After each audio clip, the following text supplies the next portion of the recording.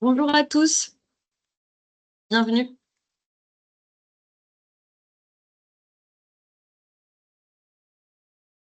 On va attendre quelques minutes. Je pense à 13h03, on pourra commencer la réunion.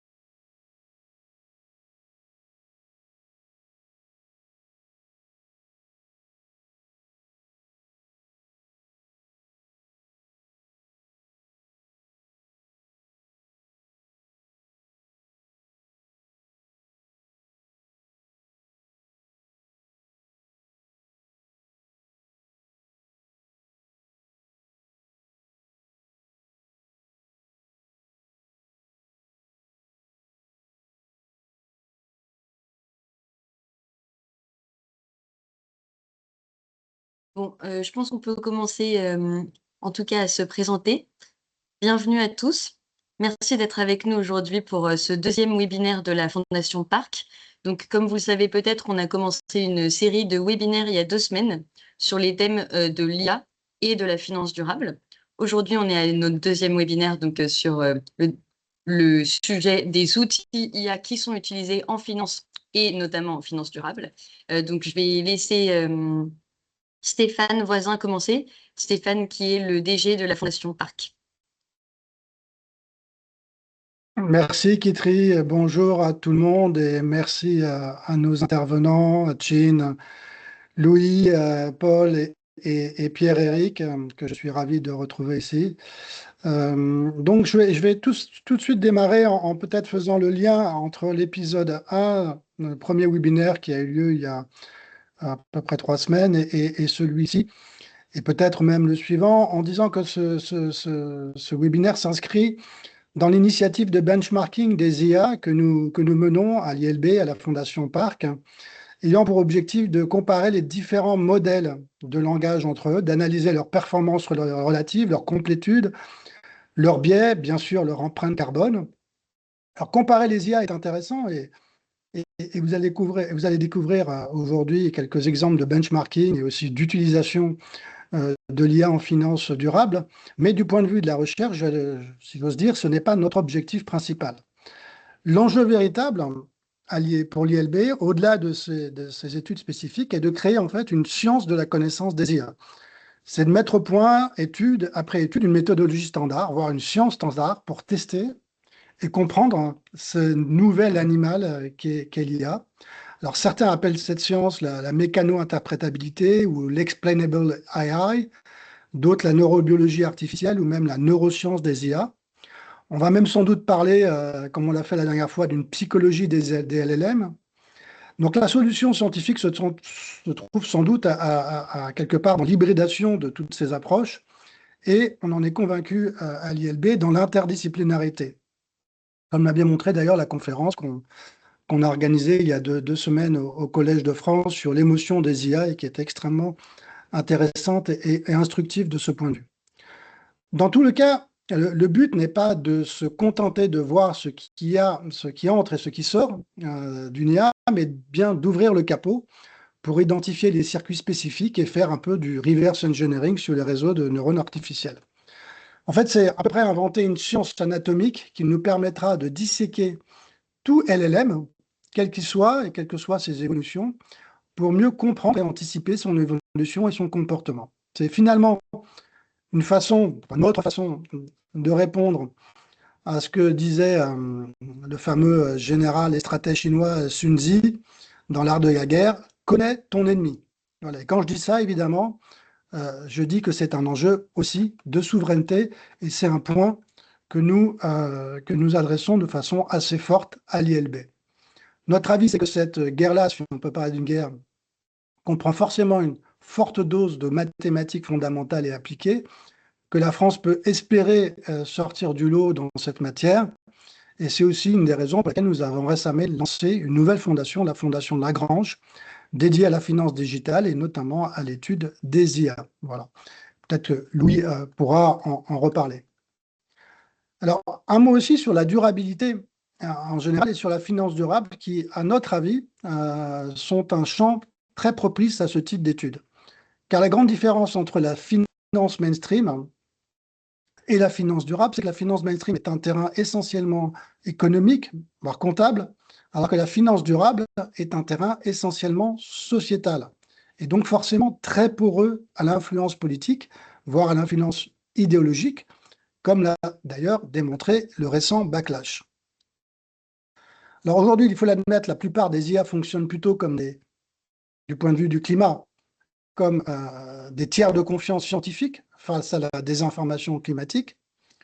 On pourrait presque prétendre que ce serait une sorte de contre-pouvoir assez efficace face au climato-scepticisme qui prolifère et prospère sur les réseaux sociaux. Alors, si on en croit les statistiques de Google Trend, qui montrent, si vous avez regardé ces derniers jours, que les pics de chaleur, comme on en connaît en ce moment, se traduisent par des pics de recherche extrêmement forts des internautes sur les mots-clés du climat, avec une inflation immédiate et corrélaire des posts et des commentaires climatiques sur les réseaux sociaux.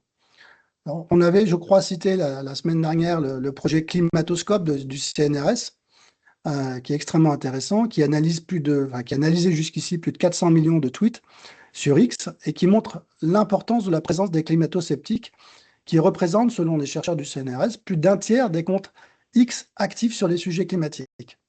Un tiers, c'est énorme, et c'est évidemment totalement disproportionné par rapport à la réalité. Mais en fait, c'est l'agressivité sur le réseau X de ces comptes qui a chassé une grande partie des comptes experts sur les questions environnementales et climatiques qui sont devenus inactifs face à ce qu'on peut appeler du harcèlement. Donc voilà. Donc, même si on dispose beaucoup moins de données aujourd'hui sur la partie IA, on sait que la canicule est également un déclencheur conversationnel et qu'il y a une forte corrélation entre les recherches Google et les requêtes sur les LLM. Et c'est là qu'on rentre au cœur du sujet aujourd'hui, finalement. Et notre idée en introduction, pour finir mon introduction, c'est que ces IA, on l'a montré la semaine dernière, ne sont plus neutres, que les réseaux sociaux s'en nourrissent pour certains, que la plupart relèvent des biais, que si on les extrapole, si on les dissèque, si on cherche à analyser leur propre logique et notamment le fonctionnement de leurs filtres, peut s'avérer plus ou moins préoccupant à long terme. Voilà. Ça, c'est le sujet de transition avec notre webinaire, notre dernier webinaire, l'épisode 1, si j'ose dire. Et je laisse le soin à Kitri de relancer les débats. Kitri, je te laisse la parole. Merci Stéphane pour cette introduction. Donc effectivement, aujourd'hui, on va plus parler des outils IA donc appliqués à la finance durable. C'est un sujet un peu plus précis que celui qu'on a traité la dernière fois. Et pour ce faire, on va faire se rencontrer le monde de la recherche et le monde de la pratique, donc avec Louis Bertucci, qui est chercheur à l'ILB, Paul Vigneron, qui est postdoctorant au sein de la Fondation Parc, Chin, qui est chargé de mission à l'Institut de la finance durable, et enfin Pierre-Éric Sivi, qui est ici, je crois, mais je ne sais pas pourquoi, moi je ne vois pas sa caméra, mais je sais qu'il est avec nous, de Daphni, donc cofondateur de Daphni. Donc tout d'abord, on va écouter Louis Bertucci, qui est chercheur à l'ILB. Il est aussi coordinateur scientifique d'une des chaires de notre écosystème, un programme de recherche, pardon, FAIR, qui accompagne l'innovation dans les secteurs de la finance et de l'assurance, et avec un focus spécifique IA et blockchain. Donc Louis va nous présenter un travail d'envergure qu'il a mené avec un autre chercheur de l'ILB, Murad Nourichev, pour lister les use cases d'utilisation des outils IA en finance. L'un de ces use cases étant l'utilisation des outils IA pour aller scraper des infos ESG dans les reporting d'entreprise et les benchmarks des IA dans ces différents cas. Donc Louis, pourquoi est-ce que vous avez entrepris cette sorte de grande revue de littérature et qu'est-ce que vous avez trouvé? Est-ce que vous pouvez nous en parler? Oui, merci beaucoup, Kitri. Vous nous dites, Stéphane, tu nous dis si Si le son n'est pas top, je pourrais mettre le micro sur mon ordi directement. Sinon, je vais partager un slide. J'espère que vous voyez bien, les slides. Donc, effectivement, merci beaucoup, Kitri et Stéphane, pour cette introduction. Donc, le sujet de l'évaluation des modèles d'IA en finance est un sujet extrêmement important. Donc, je vais vous présenter aujourd'hui, donc pas le papier dans son intégralité parce que ce serait un petit peu plus long, mais certaines des grandes tendances et certains des résultats, en tout cas qu'on a pu trouver avec Murad. Donc, dans cette étude qu'on a réalisée il y a pas longtemps, là, on a publié ça sur SSRN il y a à peu près un mois, je pense. Et donc, dans lequel, en fait, on fait une revue des différentes façons d'évaluer les modèles d'IA, mais donc très spécifiquement les LLM, sur les tâches financières. Voilà. Donc, je vais vous présenter un peu ce qu'on a trouvé dans cette étude. Je vais essayer de tenir les 10 minutes, mais si je suis un peu trop long, n'hésitez pas à me le dire. Donc déjà, bon, ça c'est un secret pour personne, mais l'intérêt, donc là ce que vous voyez en rouge ici sur ce graphique sur l'échelle de droite, c'est le pourcentage des sociétés du S&P 500 qui mentionnent explicitement l'IA dans leur rapport financier par un trimestre. Donc évidemment, ça augmente très fortement, en tout cas après 2022. 2022, ça paraît loin, mais c'est là où ChatGPT, la première version grand public, c'est sorti. Donc depuis, c'est un secret pour personne, mais de plus en plus de monde s'y intéresse. Et ce qu'on voit ici, donc les histogrammes en bleu, c'est que les benchmarks d'évaluation ont aussi connu une croissance très forte. Voilà, donc ça s'est vraiment accompagné. Et il y a de plus en plus la littérature. Là, ce qu'on mesure, c'est le nombre de papiers académiques, donc de benchmarks académiques sur les tâches financières. Voilà, donc il y en a un qui était sorti en 2020, par exemple, deux en 2021. Il y en a eu 22 en 2025. Et sur le premier trimestre de 2026, on ne l'a pas mis ici parce que c'était incomplet, mais il y en a eu énormément, et donc il y en aura probablement encore plus que 22 en 2026. Donc face à cette croissance très forte des benchmarks, on a voulu un peu clarifier et extraire les grandes tendances en fait dans l'évaluation des modèles. Parce qu'en fait, bien sûr, chacun y va un peu de sa méthodologie, donc c'est pas toujours très cohérent. Ça, c'est simplement une autre vision du nombre de benchmarks donc, qui sort par an. Donc, on voit qu'il y avait des benchmarks, en fait, hein, notamment sur la partie texte et ses sentiments depuis bien avant ChatGPT. Mais voilà, comme on le voyait dans le graphique juste avant, depuis 2022, ça augmente extrêmement fortement. Là, les différentes couleurs, vous voyez différentes tâches financières. Voilà, donc on voit qu'il y a eu énormément en 2023-2024 de choses autour de la compréhension financière. Il y a eu beaucoup de ce qu'on appelle Information Access, donc c'est Grounded QA, c'est donc des questions qu'on pose au LLM pour répondre, ils doivent aller chercher de l'information dans des rapports, des choses comme ça. Ça, c'est la partie vert. Ça, c'est un peu plus récent, mais voilà, tout se développe très fortement. Donc ça, c'est un peu pour faire l'état des lieux.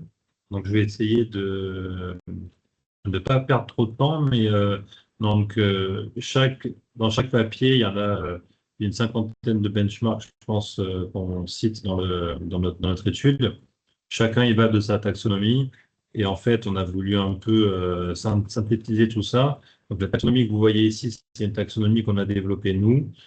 Et voilà, la plupart des benchmarks tournent quand même autour de cette taxonomie-là. Alors, tous les benchmarks ne font pas toutes les tâches. Il y en a qui sont spécialisés sur du textual and sentiment analysis, par exemple, mais il y en a quand même qui sont sur plusieurs types de tâches, je dirais. Donc là, vous voyez qu'il y a 5 grandes catégories, et il y a 5 grandes dimensions, et dans chacune des dimensions, il y a plusieurs catégories de questions. Donc ça va des choses très simples, pour vous donner, j'ai pas mis des exemples parce que ça peut être très long, mais ça va de vraiment de la compréhension financière, qu'est-ce que les EBITDA ou des choses comme ça, des questions très très simples, à des petits calculs à faire de type textbook de cours à l'université par exemple, donc des petits calculs, des petites voilà sur vraiment différents domaines, à des choses beaucoup plus complexes autour notamment du retrieval. Donc ça, c'est l'accès à l'information. Et ça, j'en parlais tout à l'heure parce que c'est une des limites encore très grosses qui existent aujourd'hui. Donc là, ça consiste à donner de la documentation, soit le faire carrément avec une documentation ouverte, par exemple en laissant les agents ou les modèles de langage accéder à Internet, soit en ayant une base de connaissances, on va dire, même un seul rapport et en demandant au LLM une précision, d'aller chercher, voir s'il est capable d'aller chercher le bon chiffre dans le bon tableau du bon rapport. Souvent, c'est fait sur les rapports d'entreprise, j'y reviendrai un petit peu. Et après, il y a quelques benchmarks sur des choses beaucoup plus financières, comme du forecast de prix, de rendement, de volume, ou des choses comme ça. Et j'en reparlerai à la fin, parce que ça reviendra sur le reste. Il y a aussi une série de benchmarks qui sont sur des tâches spécialisées dans la finance, comme les risques, la compliance et l'audit, par exemple, mais aussi la finance durable.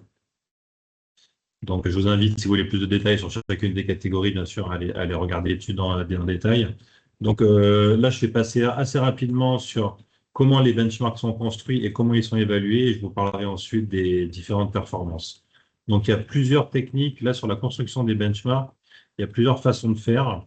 Il y a une partie des benchmarks existants qui reprennent des datasets qui existaient déjà auparavant, qui sont déjà annotés. Donc, le point ici, c'est qu'en fait, il faut faire de la notation. Pour que le modèle puisse après être évalué, il faut qu'on connaisse la bonne réponse pour savoir s'il a donné la bonne réponse à une question en particulier. Donc, soit on réutilise des données qui sont déjà annotées. Il y a des exemples de benchmarks qui réutilisent des exercices dans des textbooks de finance, par exemple, dans lesquels il y a la solution qui est fournie avec.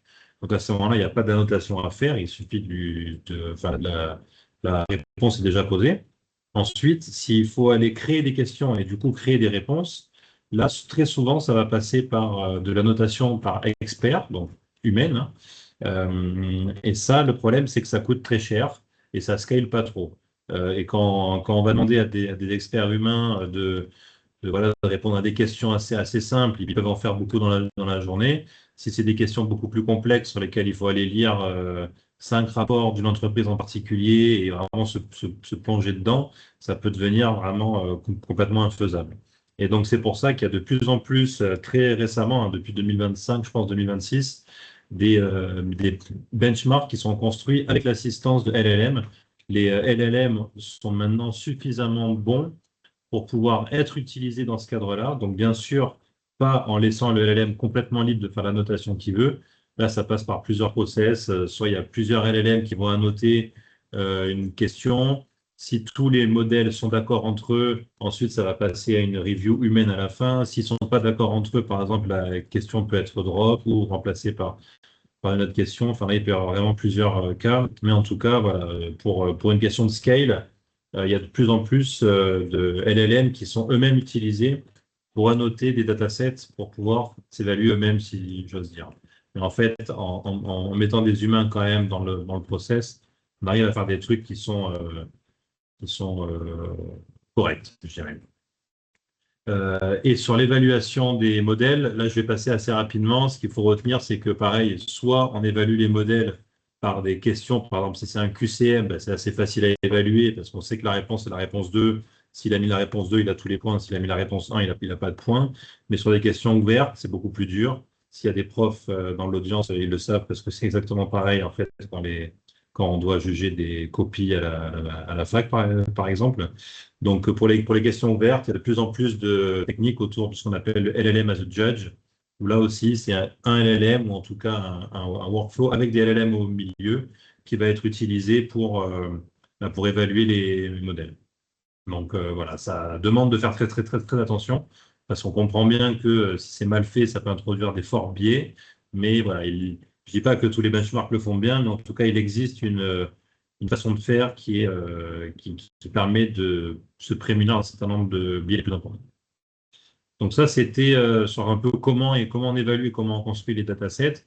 Maintenant, sur la performance, en fait, bon, globalement, les performances sont assez mauvaises. Elles peuvent être bonnes, c'est ce que vous voyez à la fin de ce slide, pour les benchmarks les plus simples. On a des performances qui peuvent atteindre 85%, par exemple, pour les meilleurs modèles, voire même les benchmarks très anciens, ça peut même monter encore plus haut.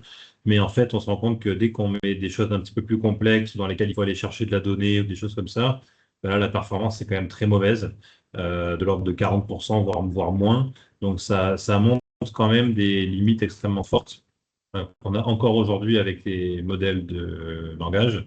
Et en particulier, un des plus gros problèmes qu'ont les modèles, c'est l'accès à l'information. C'est-à-dire que si ils doivent répondre à une question de compréhension sur, je ne sais pas, le rapport d'une entreprise en 2022, par exemple, si on lui donne le rapport, ou même si on lui dit c'est dans telle page qu'il y a c'est là que tu vas trouver la réponse à la question qu'on te pose, là, il n'y a aucun problème, il donne la bonne réponse. Par contre, si on le laisse un peu faire, là, la performance se dégrade extrêmement fortement. Donc, on voit que c'est encore un des sujets très importants. Le bémol et la nuance à apporter à ça, c'est que les datasets, enfin les benchmarks qui sont de 2024, 2025, etc., testent souvent des modèles anciens du style GPT-4 et des choses comme ça. Voilà, on sait que les modèles sont vraiment de meilleur en meilleur. Donc, ça demande à être réévalué, mais voilà, en tout cas, il y a quand même des très fortes limites encore aujourd'hui. Et donc, pour parler des limites, et je vais terminer assez rapidement là-dessus, parce que je pense que je suis pas loin de mes 10 minutes. Mais donc, en fait, ça, c'était pour un peu le panorama global de notre étude. Et en regardant tous les benchmarks, on a identifié 7 limites qu'on considère suffisamment importantes et qu'on pense que les benchmarks suivants devraient vraiment essayer de les attaquer. Donc, je vais les passer assez rapidement, mais il y a la première limite, c'est donc le fait que beaucoup de benchmarks sont encore sur des questions très simples. Ça veut dire, on va poser une question, on attend une réponse, par exemple. On comprend bien que c'est assez difficile de construire un dataset aussi pour ça, mais il y a les applications réelles financières peuvent être beaucoup plus complexes. Ça peut être ce qu'on appelle du multi-turn Q&A, donc une série de questions-réponses pour voir si au bout de la 10e question, est-ce que le LLM se rappelle du contexte de la première question ou est-ce qu'il a drifté, ce genre de choses, ou des workflows qu'on appelle agentiques. En fait, agentique, si tout le monde n'est pas au clair là-dessus, c'est simplement quand on prend un LLM et qu'on lui demande de jouer le rôle d'un orchestrateur en lui donnant accès à des outils.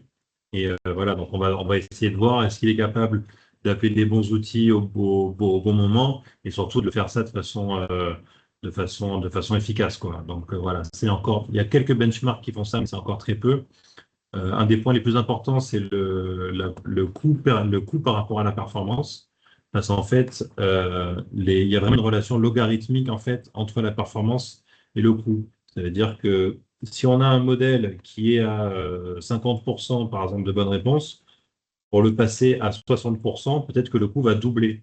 Ça, on comprend bien que dans une dimension de mise en pratique des modèles de langage, des vrais workflows financiers, voilà, les banques et les institutions financières ne vont pas se permettre de dépenser 3 fois le coût si c'est pour gagner 5 points de bonnes réponses, d'autant plus que probablement on n'arrivera jamais à 100%. Enfin, en tout cas, pas aujourd'hui. Donc, il y a vraiment une discussion sur l'efficacité en termes de coûts à avoir. Et peut-être que d'utiliser des modèles qui sont plus petits, donc moins chers à faire tourner, même s'ils sont un peu moins performants, ça peut être quand même plus efficace. Et ça, il y a très très peu de papiers qui font cette distinction-là. Et ensuite, pour passer rapidement, ce que je peux vous dire, ouais, sur la partie des données privées en fait et des données sensibles, voilà, ça pareil, c'est très peu regardé dans des workflows et quand on intègre l'IA dans les déploiements d'IA sur des cas réels, c'est un sujet qui est extrêmement important et il y a très peu, quasiment aucun benchmark qui regarde si le LLM va leak à un moment une information, parce que dès qu'on a un LLM qui peut appeler des outils, s'il appelle les outils, donc, sachant qu'un outil peut être un appel à Internet, avec les mauvais arguments, il peut vraiment leak de l'information. Donc ça, c'est très critique à regarder et sous-étudier. Et je terminerai là-dessus, c'est le point sur le narrow coverage. C'est ça qui est très important en fait. Il y a un très fort biais, que ce soit dans les données d'entraînement d'ailleurs ou dans les benchmarks d'évaluation, sur des entreprises en fait US, des compagnies listées, donc cotées en bourse, américaines, sur des données en anglais. Donc il y a vraiment ça rejoint ce que disait Stéphane en introduction, mais il y a un vrai besoin très très fort pour développer ce genre d'initiative en Europe sur des langages, sur autres langues que l'anglais, hein, français, italien, etc. Voilà, l'Europe, on est très riche là-dessus, mais ça implique de tester vraiment les modèles sur cette richesse. Voilà. Et pour conclure, du coup, c'est littérature, donc l'évaluation des modèles qui bouge de façon extrêmement rapide. Voilà, je suis sûr que depuis qu'on a sorti le papier, il y a encore plusieurs benchmarks qui sont sortis. Il y a encore de très fortes limites qui sont vraiment à prendre en compte. Il faut espérer que les modèles ne soient pas déployés trop vite par peur de rater le train. Il faut quand même voilà, être sûr de mettre en place un certain nombre de guardrails et de limites de verrouillage en fait, sur les modèles. Et donc, pour ouvrir sur la suite du webinaire, il y a un ou deux benchmarks qui sont dédiés aux tâches autour de la finance durable. Et donc, en fait, on s'aperçoit que c'est globalement similaire à la finance classique, je dirais, en termes de performance. On met en évidence que l'accès à l'information est aussi le bottleneck, c'est aussi le point très critique où les LLM ont encore beaucoup de mal. Et les données de la finance durable sont très spécifiques, elles sont très non structurées, donc ça complexifie encore plus l'entraînement et l'évaluation des modèles. Et donc voilà, c'est aussi une direction bien sûr extrêmement importante à suivre. Voilà, je vais m'arrêter là. Merci à tous. Merci beaucoup, Louis. Et pour ce point sur le Climate Finance Bench, on a aujourd'hui parmi nous Rafik de l'Institut Louis Bachelier au sein de l'équipe Pladifest qui a développé ce benchmark et qui pourra plus tard répondre à vos questions. Je rappelle, n'hésitez pas à poser vos questions via le chat et on y répondra à toutes les questions à la fin. Voilà, merci beaucoup. Donc, la use case du Climate Finance Bench, qui regarde à quel point les LLM sont bons ou non pour aller scraper les data ESG. Ça me permet de faire le lien avec ce que Chin a fait au sein de l'Institut de finance durable. Donc, Chin, vous êtes chargé de mission en finance durable au sein de l'IFD, qui a été créé en 2022 pour coordonner l'action climatique de la place de Paris et aligner l'économie avec les accords de Paris. Et vous avez développé un outil pour automatiser le scrapping ESG au sein d'un de vos travaux à l'IFD. Dans quel contexte est-ce que vous avez développé cet outil et est-ce que vous pouvez nous expliquer le process et les enseignements que vous en avez tirés?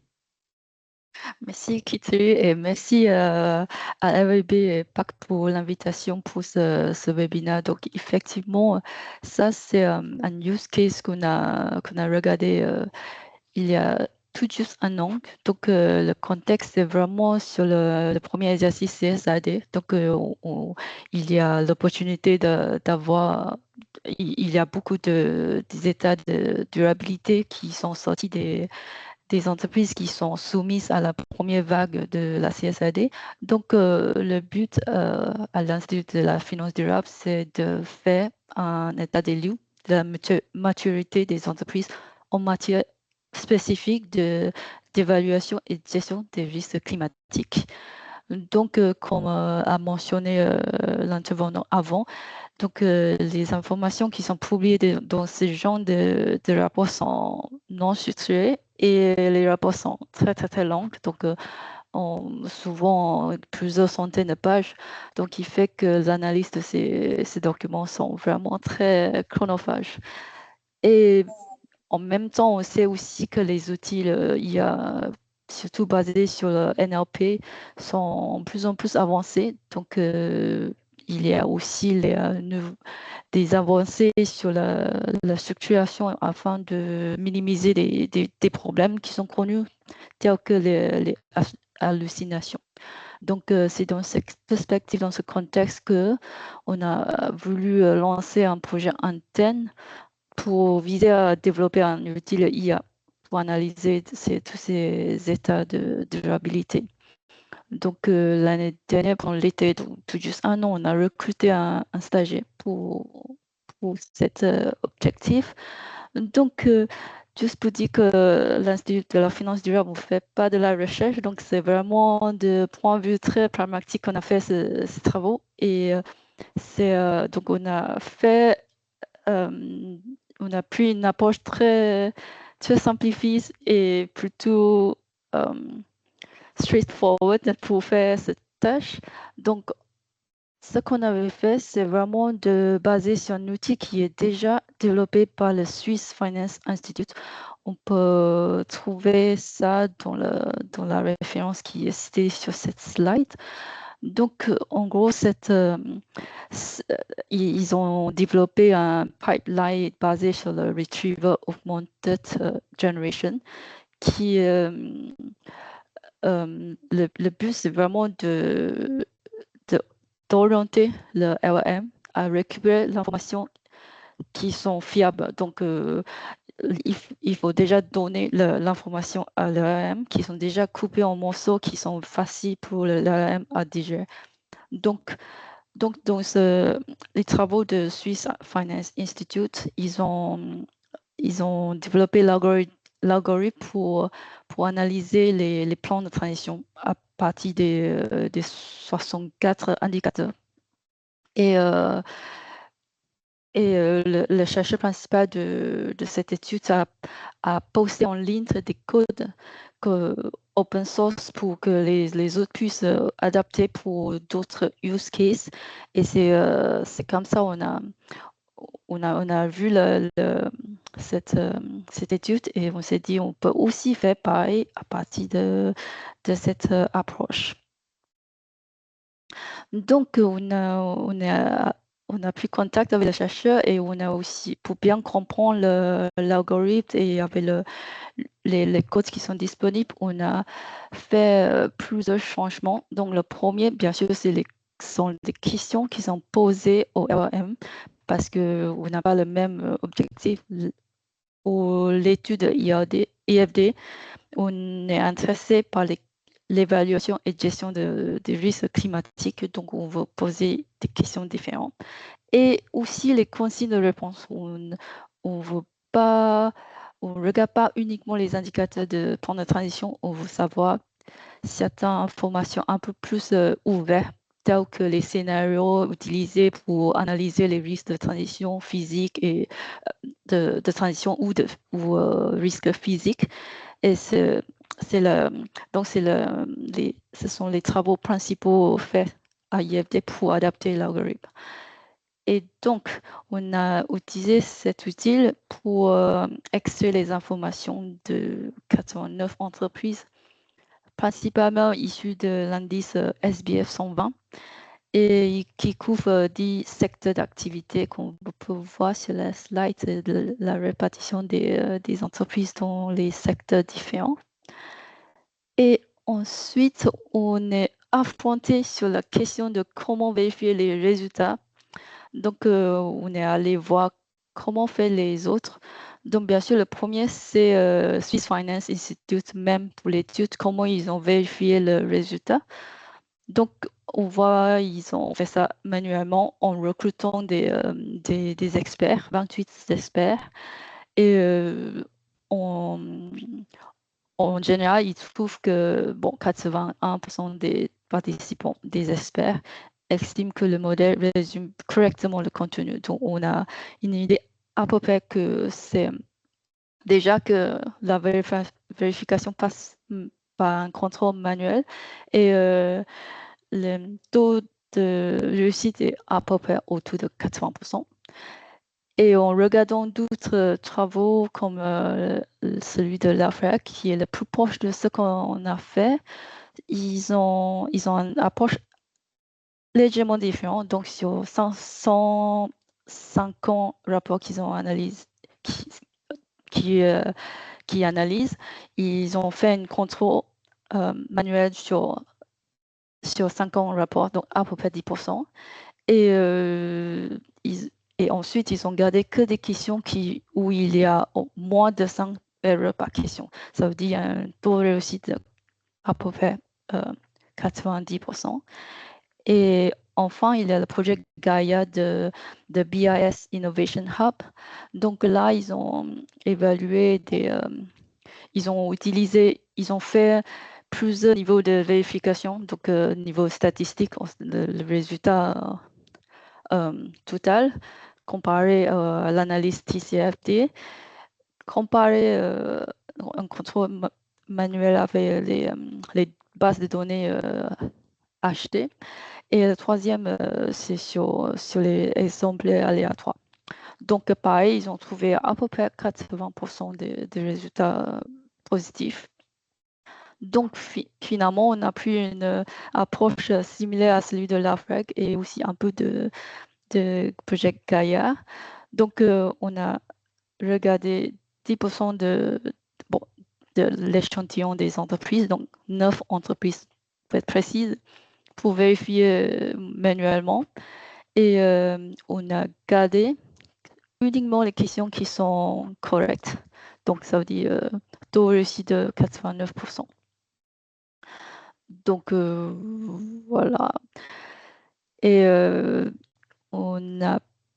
finalement, on a déjà identifié quelques pistes d'amélioration pour cette approche parce qu'on n'a pas vraiment bien sélectionné les entreprises. Donc, et aussi des questions à vérifier. Mais voilà, ça, c'est les résultats. Et on a fait un deuxième niveau de vérification, une vérification statistique en comparant les résultats qu'on a obtenus avec les autres études qui ne reposent pas sur l'IA. Donc, je cite ici, il y a en fait, de Deloitte, KPMG, BI Evolution, et etc. Donc, on a trouvé qu'on a à peu près même ordre de grandeur au thème de poser deux questions.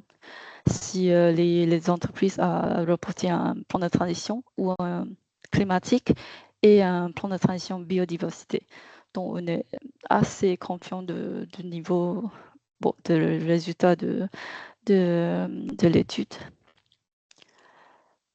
Ah oui, juste pour mentionner que l'EFREG qui est basée sur IA aussi, ils ont trouvé une statistique beaucoup plus bas pour les entreprises françaises.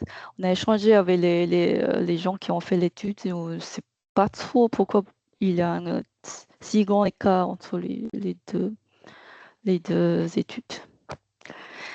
Voilà.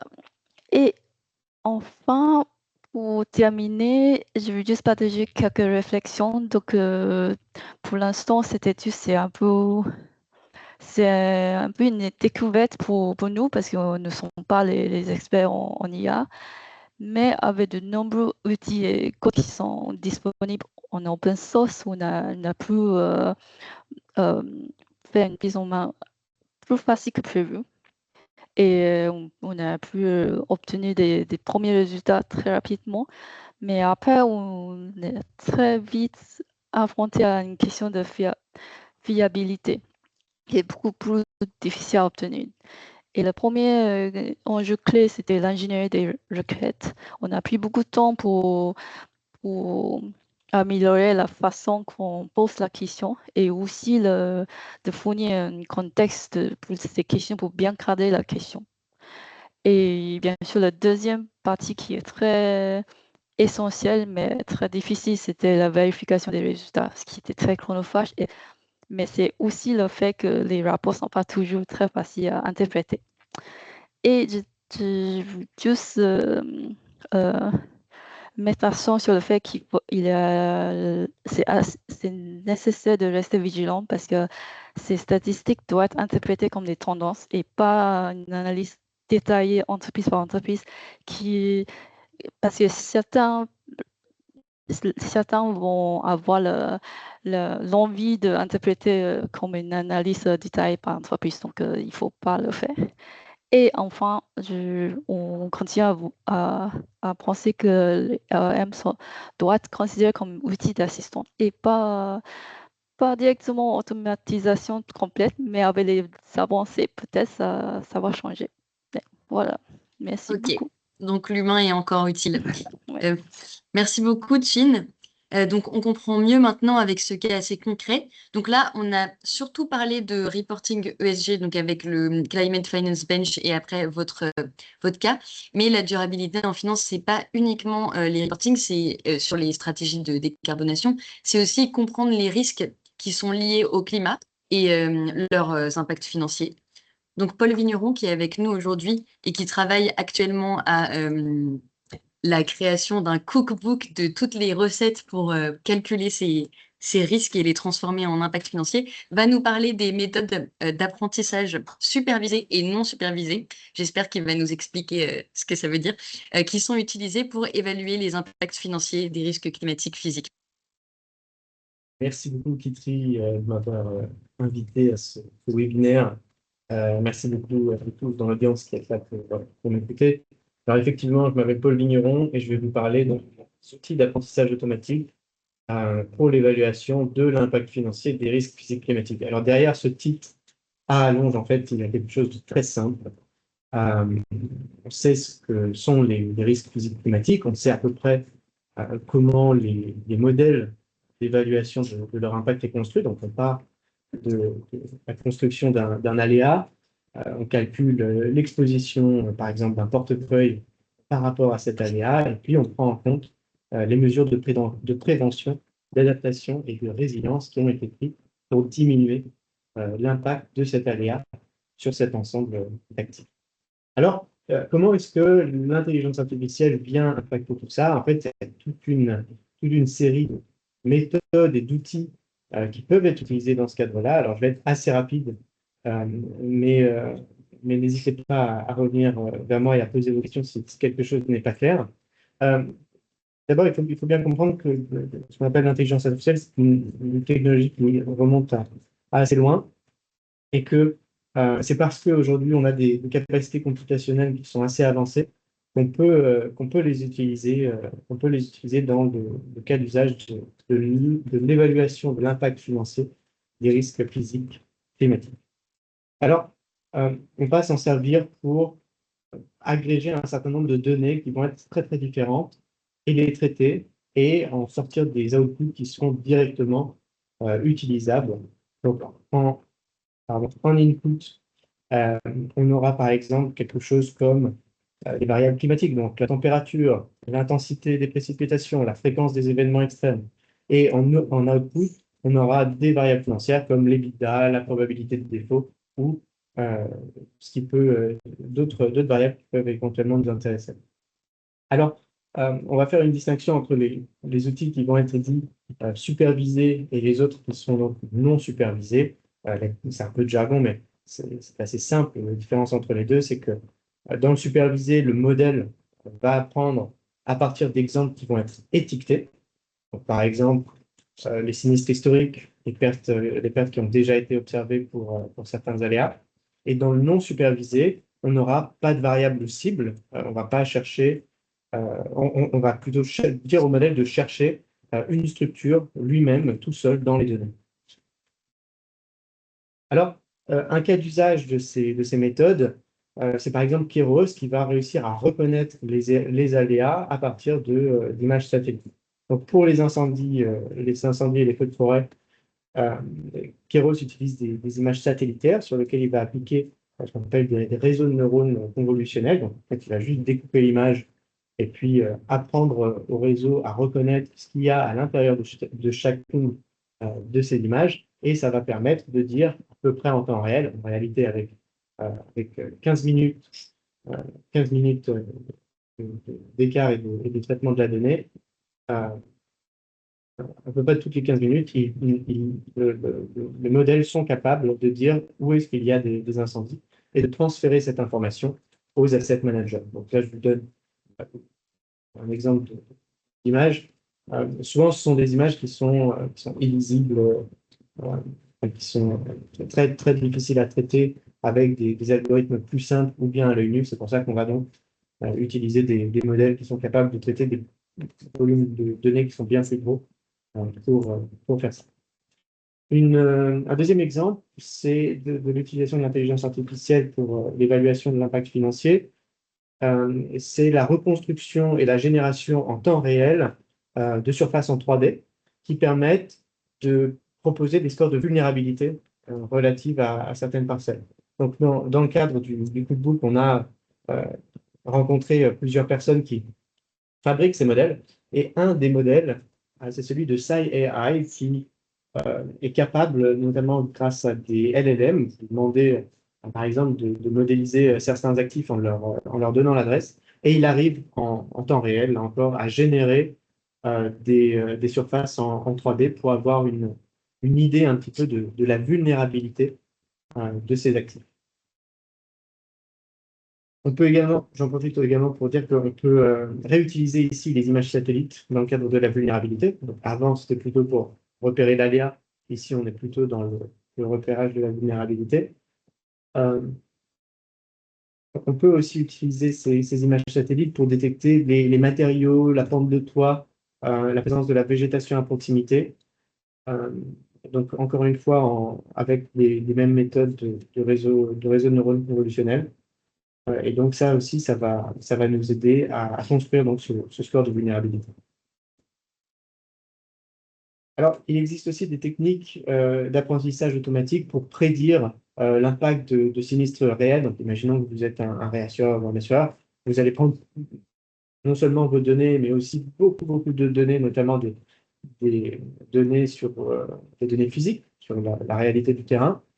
Et si elles sont de bonne qualité, elles peuvent vous aider à prédire à l'avance l'impact de certains sinistres en fonction de leur intensité sur certaines zones. Donc là, on n'est plus dans une sorte de source de vulnérabilité théorique qu'on extrairait de la littérature. On est plutôt sur comment est-ce qu'on peut faire lorsqu'on a énormément de données en stock pour les traiter. On va utiliser des techniques comme le gradient boosting, notamment, par exemple, je pense que vous connaissez certains si vous avez déjà fait de la prédiction en utilisant ces outils, mais XGBoost, par exemple, c'est un grand classique qui est utilisé dans ces cas-là. Un autre cas d'usage, c'est de l'apprentissage non supervisé cette fois, c'est de classifier des modèles qui vont être très très différents. Donc, par exemple, dans la littérature, on a repéré qu'il y avait une tendance à produire toujours plus de modèles.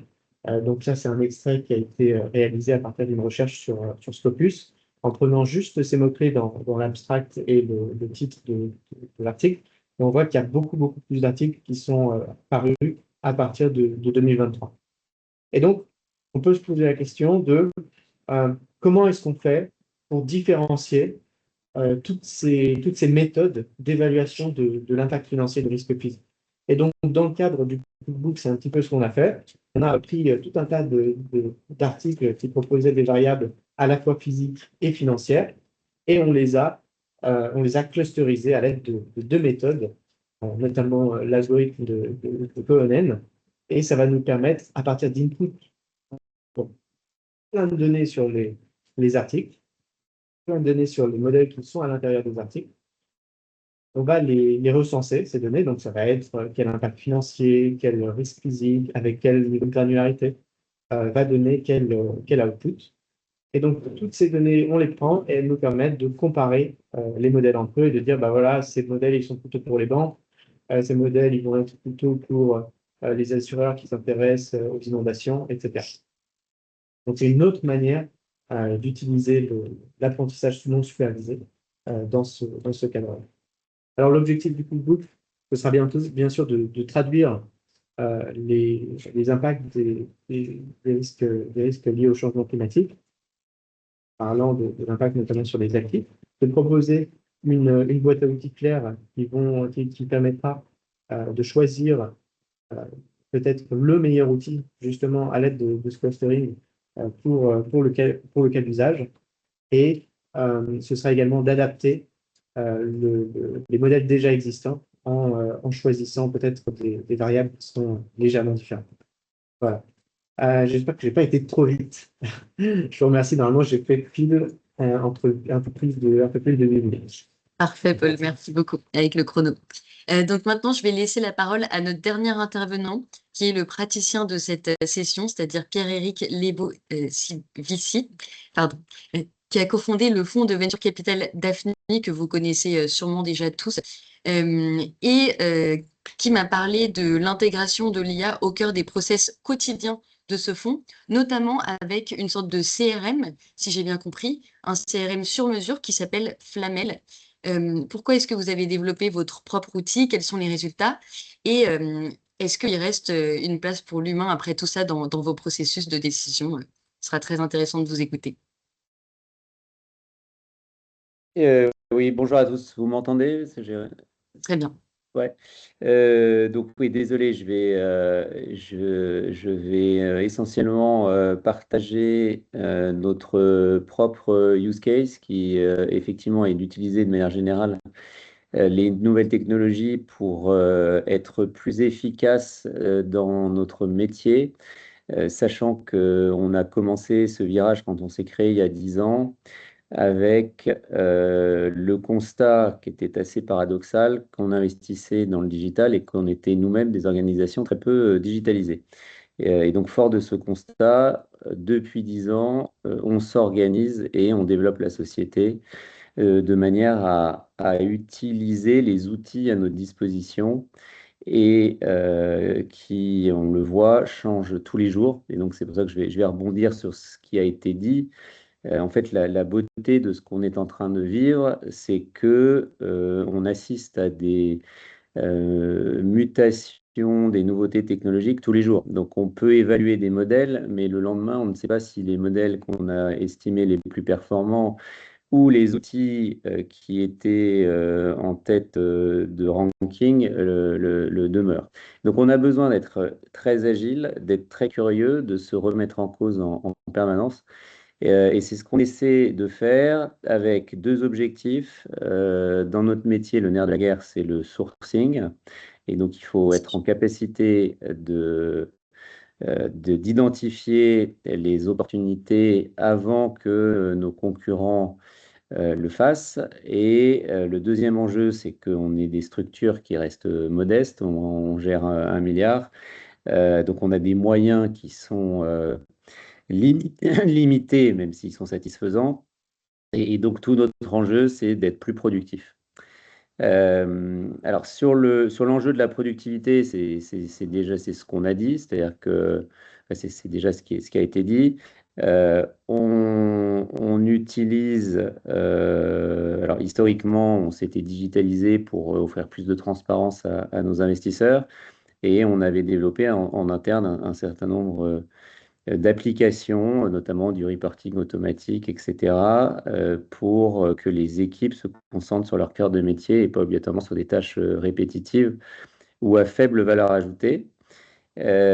Sur la partie sourcing, qui est donc encore une fois le nerf de la guerre, la vision ultime, et c'est lié au sourcing, donc désolé de cette parenthèse, c'est de se dire que même si on investit en capital risque dans des sous-jacents qui sont par définition pas matures, c'est-à-dire qu'on investit dans des sociétés où il n'y a pas de produit, il y a à peine une équipe, il y a parfois pas de marché et des technologies qui sont pas matures, dont on ignore la capacité ou non à le devenir. Donc on est sur des hypothèses qui sont extrêmement incertaines et pour autant on est assez convaincu, comme n'importe quel asset manager que nous sommes, que ce qu'on observe sur les marchés cotés où les décisions sont prises par des robots maintenant depuis longtemps, par des algorithmes, 95% des transactions sont faites par des robots. On se dit qu'à un moment donné, l'IA va aussi être un copilote et participer à la prise de décision. Et donc, les outils que l'on développe au niveau du sourcing ont pour vocation d'identifier des projets, mais aussi de les qualifier, de les rater pour qu'on soit certain de se concentrer sur des projets qui correspondent à notre thèse et qui ont le plus de potentiel. Et donc, comment on fait ça? Historiquement, et on va voir comment l'IA est venue renforcer notre approche, depuis 10 ans, on constitue des lacs de données en scrapant une centaine de sources de données. Alors, il y en a qui sont simples et que vous connaissez, qui sont des sources comme LinkedIn, le Greph, Dealroom, TechCrunch, Crunchbase, etc. Et puis, il y en a d'autres qui sont moins visibles. Et de l'aspiration de toutes ces données, on va identifier environ 70 000 deals par an qui correspondent à enfin, qui peuvent avoir une dimension technologique et donc être en adéquation potentiellement avec notre thèse. Et l'objectif, ça va être de filtrer ces 70 000 deals pour n'en avoir à la fin de la journée qu'environ 2000 par an. Et c'est ce qu'on développe depuis 10 ans avec alors, des algorithmes propriétaires et donc du machine learning où à force on enrichit nos algorithmes qui apprennent et de plus en plus de LLM qui vont aussi venir augmenter la performance de notre passage dans notre tamis. Et c'est là où, pour rebondir sur ce qu'ils disaient tout à l'heure, les modèles peuvent évoluer, c'est-à-dire qu'on peut utiliser un Perplexity combiné à un Anthropic, comme par le passé, on a utilisé d'autres modèles open source qui éventuellement étaient moins performants. Donc voilà, de manière très résumée, ce que l'on fait nous. Après, je vais rebondir sur ce qui a été dit. Comme on investit dans des sociétés technologiques de rupture, on voit aussi quels sont les nouveaux outils qui apparaissent. Donc, on parlait de consommation, on sait que l'IA est énergivore, et le Graal, en fait, c'est de se rapprocher quand même de la puissance de calcul du cerveau, ou en tout cas du fonctionnement du cerveau. Donc, il nous est arrivé par le passé d'essayer d'investir dans des projets qui essaient de dupliquer le fonctionnement du cerveau et donc de développer des IA bio-inspirées. On assiste aujourd'hui à de plus en plus de développement d'optimisation. C'est-à-dire qu'aujourd'hui, quand on génère sur Artlist des images, la consommation de tokens est élevée. Et donc, on a investi dans une boîte, par exemple, qui s'appelle Pruna.ai, qui va optimiser les modèles pour les rendre entre 2 et 100 fois plus efficaces. Et donc, évidemment, moins coûteux, moins énergivore, etc. Puisque, comme vous le savez, le cerveau, il consomme 20 watts. Quand un serveur GPU NVIDIA consomme à peu près entre 500 et 1000 watts, sans prendre en compte la climatisation et toutes les infrastructures qui vont autour. Donc, la question, c'est comment on fait pour être plus efficace? Comment on fait pour amener du raisonnement et réduire les hallucinations dont on parlait? Alors, nous, les hallucinations, on les observe moins parce qu'en fait, comme ça fait 10 ans qu'on constitue des bases de données vectorisées qui sont assez efficaces, c'est un outil puissant qui nous a permis d'automatiser totalement le reporting, d'automatiser totalement tous les appels de fonds, d'automatiser totalement l'accompagnement des boîtes et le matching entre des experts et le besoin des sociétés dans lesquelles on a investi, d'automatiser totalement l'analyse de concurrence, l'analyse de marché, la rédaction des notes. C'est-à-dire qu'aujourd'hui, les notes d'investissement, on va y amener des opinions. En fait, on va amener des doutes, on va amener de l'intelligence un peu émotionnelle, mais en fait, toute la partie analytique et il pourrait y avoir des débats sans fin. Elle est souvent meilleure quand c'est l'IA qui l'a fait. Donc je réagis un peu par rapport à ce qui a été dit en début de discussion. Nous, les hallucinations et les limites, on les voit de moins en moins parce que maintenant les modèles, ils apprennent et ils apprennent à partir de ce que vous leur demandez de faire. Et comme quand ils font des erreurs, vous leur expliquez qu'ils ont fait des erreurs, ce taux d'erreur a tendance à baisser, et d'autant plus quand on est sur des bases de données dont le périmètre est circonscrit. Pourquoi je faisais cette parenthèse? Oui, c'était pour. J'étais en train de vous parler de quelques exemples de projets dans lesquels on a investi, et je parlais de raisonnement. On a investi dans une boîte qui s'appelle Caravella, qui a été fondée notamment par l'ancien maître de thèse de Arthur Menge de Mistral. Donc je fais une parenthèse, mais l'excellente nouvelle, c'est qu'on a des chercheurs talentueux qui maintenant se lancent dans l'entrepreneuriat. Il s'agit de Bertrand Thirion en l'espèce, qui vient de rentrer d'ailleurs à l'Académie des sciences.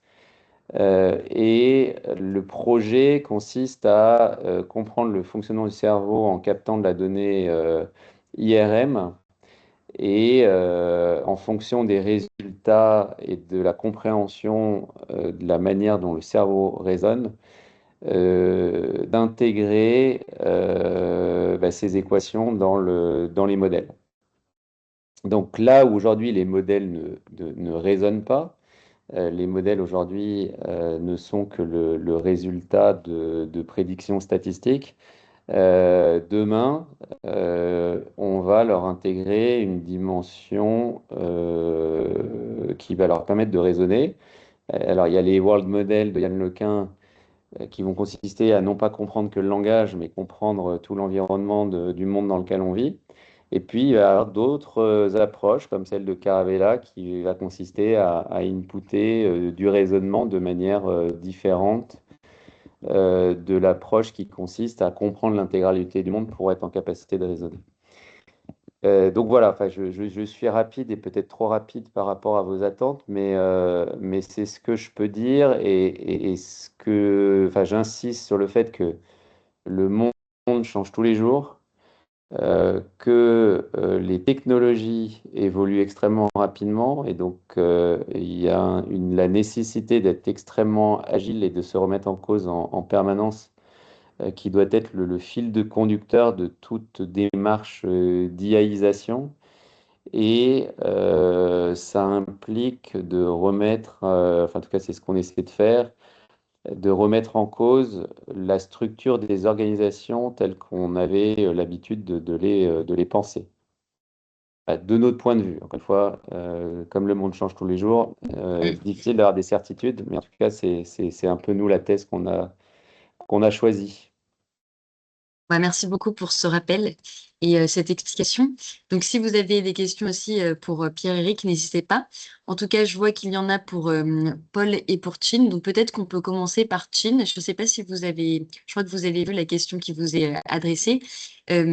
Maria vous demande si vous avez mis en place un cadre d'évaluation avec des critères standardisés pour guider la revue humaine dans le processus. Et si oui, combien de critères étaient utilisés? Oui, bon, merci Maria pour la question. En fait, il n'y a pas vraiment un cadre très structuré pour évaluer les questions, mais vu que qu'on définit les questions, on a aussi mis un contexte pour guider l'IA, comment on a défini. Par exemple, si on a posé des questions sur les scénarios de transition, on inclut quelques phrases de contexte, genre on cherche, on regarde uniquement les scénarios de NGFS, etc. Donc, ce sont de certaine façon une manière de cadrer les réponses, et ça, ce sont des critères utilisés pour l'humain aussi pour vérifier les résultats. Donc, nombre de critères, en général, on fixe 2 ou 3 pour bien encadrer les réponses, mais il n'y a rien de fixe. Ça dépend de la question, vraiment. Voilà. Merci beaucoup. Et puis, Paul, je crois aussi qu'il y a une question qui vous est adressée de la part de Lucas, qui vous demande si, au-delà d'une évaluation de l'exposition brute au risque physique, vous avez identifié des solutions pour évaluer une exposition nette en incluant les actions de résilience des différents acteurs. Oui, tout à fait. Je vous remercie, Lucas, pour votre question. Effectivement, c'est quelque chose qu'on regarde lorsqu'on regarde les modèles. Ça fait partie des questions qu'on pose aux personnes qui construisent les modèles.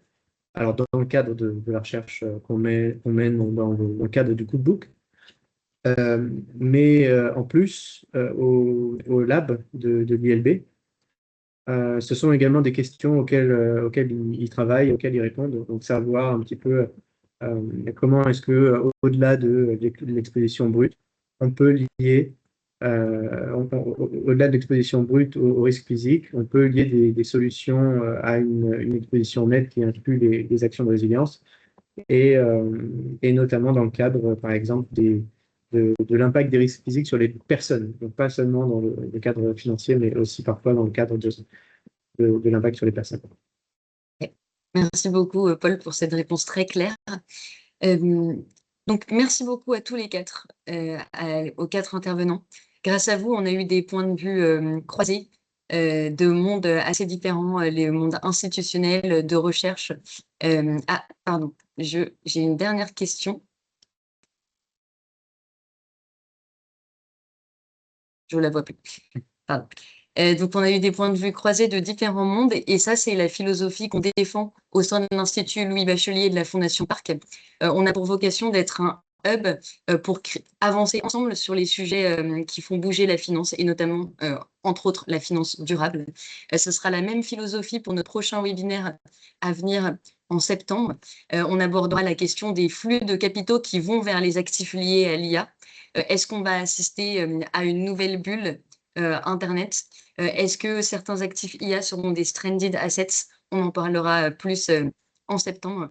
Merci beaucoup à vous tous d'avoir participé à ce webinaire. On vous enverra le replay et le compte rendu par mail. À bientôt.